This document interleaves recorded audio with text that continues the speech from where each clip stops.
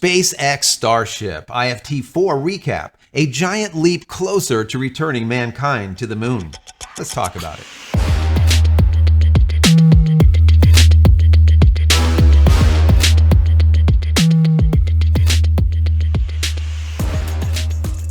Hey everybody, welcome back to the channel. Thank you so much once again joining me for tea time. Today we have a little bit of fireside. That smokiness, so good. I hope you're joining me with your cup of tea, maybe a cup of coffee, hanging out, talking tech, talking photo, talking video. Today is a technology, a space day. We'll be talking about SpaceX and its Starship, launched yesterday, IFT-4. It was an amazing, amazing flight, and I ended up live during the entire event. It was about 3.5 hours I was live, and there's like 600 plus people here with us. So it was great. It was really, really amazing. The community around this channel has just become unbelievable, unbelievable. Anyways, thanks everyone for being here yesterday. Anyways, I want to give you a little bit of a recap today and talk about the idea that we're one step closer to getting humanity back to the moon. This was really, really a big deal. And when I say a big deal, there was just a ton of people. Just on X alone, on the platform, there was over 4 million people at one point watching this event occur. While this was an amazing day for SpaceX and all that are working over there on the project, I think it was as equally amazing for the United States in general. I think we need to bring patriotism back, and when we see things like this that happen coming out of our country, it gives that sense of patriotism, right? We feel a sense of pride, or we feel something bigger than what we do on a normal day-to-day. Almost like the space shuttles were, same type of thing. So anyways, I want to read to you some of this article over there on Space News and give you my commentary on it and what I think about what is going forward. What is going to happen with IFT-5? And of course, I want to hear from you. What do you guys think? Before we get into it, I want to say that what came in yesterday was this, right? I showed this on the live stream. I figured on this video, I would show you. It literally has taken almost a year to come. Now, I have another one of these, right? But I ordered 2. Let me see if I could do like a top-down shot. Will this work? It did work. All right. So this is what it looks like. It has like a little magnet area here, and check it out. There you go. It is the Starship. Super, super cool in chrome, right? In chrome. So this was something that I ordered, like I said, over a year ago, and it finally came. I ordered one like 2 years ago, and here it is. And I was using it during the IFT-4 launch when we were live to show how the telemetry was showing up on the screen if people weren't able to see it because it's really small, and I was showing it using this model. So it was a lot of fun. Anyways, anyone that did show up yesterday, thank you for coming. So let's get into this article, but before I do, I just want to say if you enjoyed this video, even in the least, before the end, throw it a thumbs up. That'd be very helpful. Don't forget to subscribe if you're not. If you are, thank you. Click this little notification button over here so when I go live, when a new video comes out, you'll be notified of it immediately. If you haven't downloaded any of my ebooks, they're free just for you being here. Go to JCristina.com/books. Once again, JCristina.com/books. And if you want to say thank you for all of my hard work on this channel, there's a little thank you button right down here. You can give $1 or $2 if you like. If not, that's perfectly fine. Consider becoming a member of the channel. That would be even better. And finally, if you want more Starlink content or Starship or space content, I put together a Starlink playlist. I'll put a little link here. Don't click on it yet, guys. Don't click on it yet. When you're done watching this video, rewind, then click over there. You'll find about 290 videos that I've put together just for you on the topic. Anyways, let's get into this article. It's a little bit lengthy, so if you want to skip ahead here and there, you could do so. But I like this article because it really breaks things down really well. And then once again, I'll give you my commentary. And finally, I want to hear from you. The vehicle lifted off at 8:50 a.m. Eastern Standard Time from the company's Starbase test site at Boca Chica, Texas. The ascent appeared to go as planned other than a failure of one of the 33 Raptor engines in the Super Heavy booster Ignite. Now, that is something that happened. One of the engines were out. The outer ring, one of the outer ring engines were out, so that's not that big of a deal. It didn't cause a problem. As the ring gets closer, you have an outer ring, a mid ring, and then finally you have the 3 control, let's say, gimbaled engines in the center. That's a problem. Without those, you're not going to be able to guide these things back down to Earth properly. Anyways, after hot staging, stage separation, where the Starship's upper stage ignites its engines before separating from Super Heavy, the Super Heavy booster performed a boost back burn, without any Raptor engine failure. That was good. As was the case with the previous 2 flights. It then jettisoned the hot staging intersection, that is that hot staging ring, a new step for this launch that SpaceX says is a temporary measure to reduce the mass or the weight of the booster for its landing. And it worked perfectly. During the booster's final phase of descent, it reignited 3 Raptor engines for a landing burn. Those are those 3 very important engines that are gimbaled. They move around, so it controls the attitude of the vehicle so that it can land perfectly upright. Without those, it's a problem.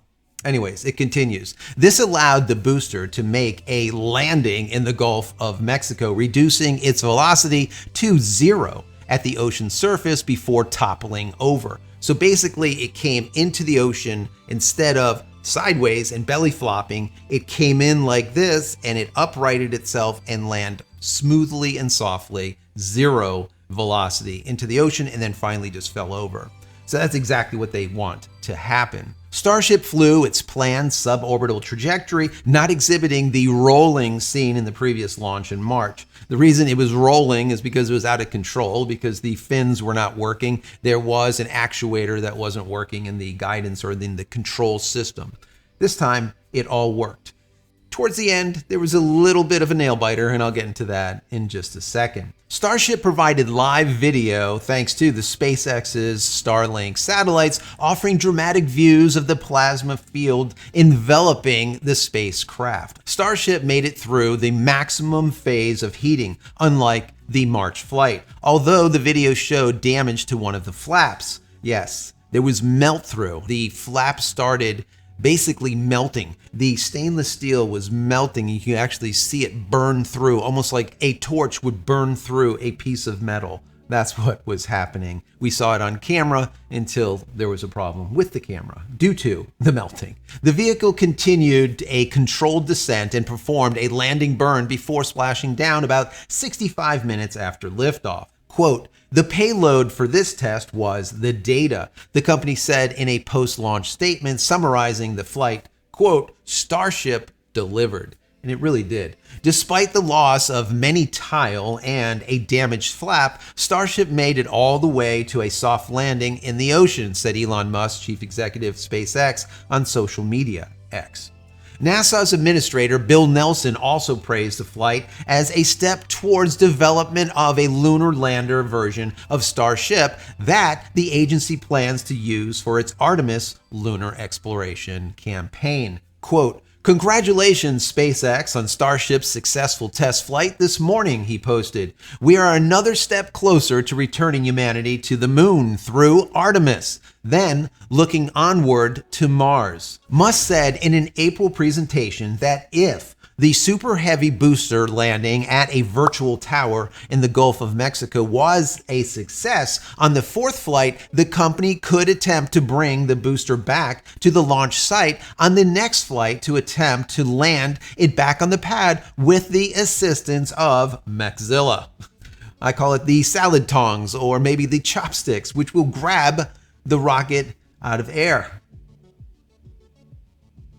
Unbelievable. Musk appeared to be pressing ahead with that plan in a comment on social media shortly after the flight. Quote, "I think we should try to catch the booster with the mechazilla arms next flight." So IFT-5, most likely they're going to try catching the Super Heavy back at Boca Chica, back at the star base, which would be another milestone with getting us closer to the moon and Mars. The reusability of these rockets is what makes them so special and what sets SpaceX apart from every other space company out there. Reusability is very, very mission critical. The launch took place 2 days after the Federal Aviation Administration, or the FAA, issued an updated launch license for Starship. The updated license made no major changes to how SpaceX would conduct the launch, but was needed for SpaceX to proceed with the mission. The FAA, though, did approve a series of exceptions proposed by SpaceX that could speed up the time before its next flight. This is a good thing, very good thing. The, quote, test-induced damage exceptions would allow SpaceX to skip an investigation if they contributed to the loss of a vehicle in flight, provided they did not affect public safety, meaning that we're not going to possibly hit any type of structures and we're not going to possibly risk any human life. The FAA approved 3 such exceptions: failure of the vehicle's thermal protection system during the Starship re-entry, that is tiles falling off and whatnot; failure of the vehicle's flaps to provide significant control during re-entry; and failure of the Raptor engines during the landing burn. All quite good. The FAA said that if any of those failures should occur, an investigation will not be required, provided it does not result in casualties or third-party property damage or debris outside of the approved hazard area, of course. The same day as the FAA issued a new launch license, an environmental group announced its intent to sue SpaceX, alleging its ground system were causing water contamination. Save RGV. Save RGV. I could hear them chanting that. Save RGV, a group focused on the environment of the Rio Grande Valley region of Texas, announced June 4th that it informed SpaceX it would file a lawsuit against the company, claiming, quote, ongoing violations of federal law, specifically the Clean Water Act. Save RGV says that the water deluge system that SpaceX installed at the Star base, intended to limit damage to the pad during Starship launches, discharges, quote, industrial wastewater. That includes contaminants like metals that can travel as far as 1 kilometer from the pad. SpaceX lacks a permit for such discharge from Texas state regulators, the organization says. An environmental review conducted by the FAA before the second Starship and Super Heavy launch in November concluded that the addition of the water deluge system resulted in no significant environmental changes. The review concluded that the water from the deluge system is expected to be less than an average summer rainfall event and would be unlikely to alter water quality. That's the big thing. Quote, would be unlikely to alter water quality. And that is what they're stating is the water quality issue. That's what they're going to be filing the lawsuit on. And according to what I'm reading, the FAA has already concluded that it won't. So here we go, another lawsuit. The organization said that it will file a lawsuit against SpaceX within 60 days, seeking civil penalties and injunctive relief that could prohibit SpaceX from using the deluge system or even performing launches there at all.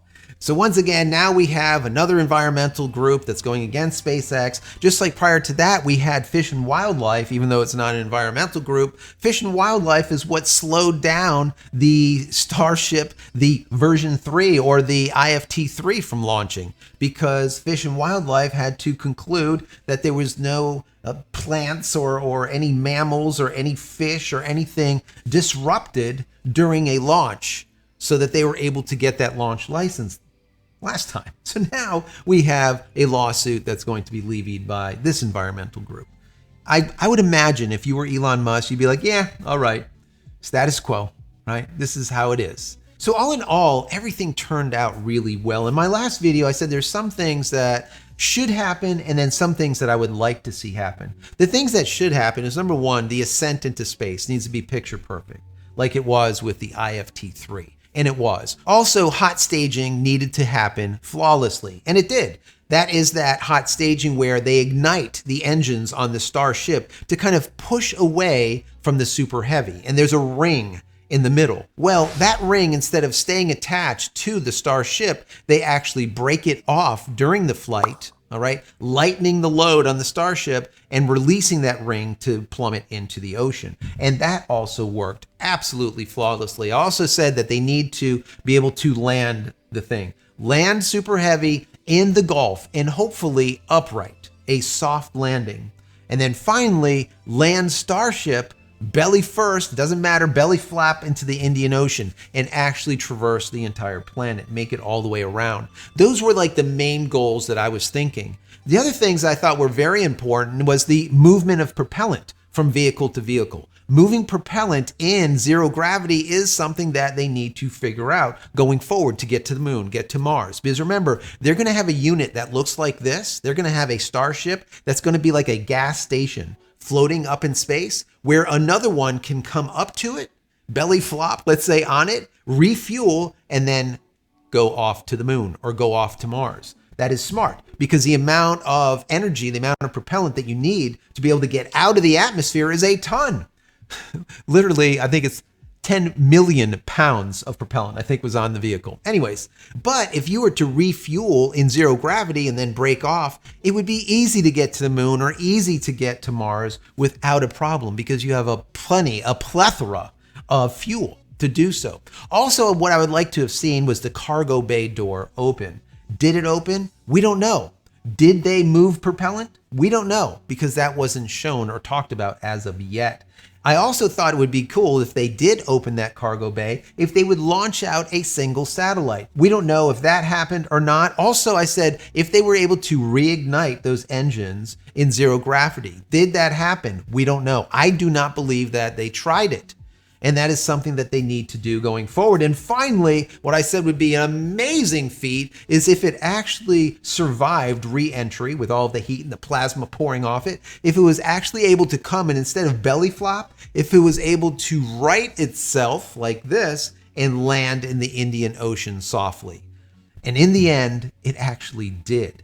And there was just, people were crazy. Absolutely, everyone went crazy. That was such a monumental thing that they were able to accomplish, especially since the last time it didn't make it around the planet at all. So there was a couple of failures. Number one, we saw that one of the 33 Raptor engines didn't fire, and there was one missing, let's say, but it was on the outer ring, so it really didn't make a difference one way or another. There is plenty of thrust to go around. They probably could lose 3 or 4 or 5 engines and still be able to get that thing into orbit. A little bit slower, but it'll still get into orbit. And then finally, the melting, the literal burning through of the stainless steel on that flap. Now, we only had view of that flap. So how did the other flaps fare? We don't know.